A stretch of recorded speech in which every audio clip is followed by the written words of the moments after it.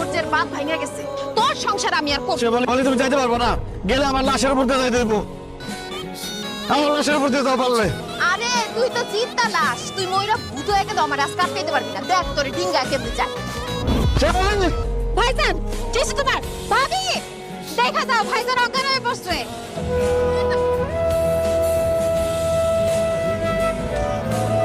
কি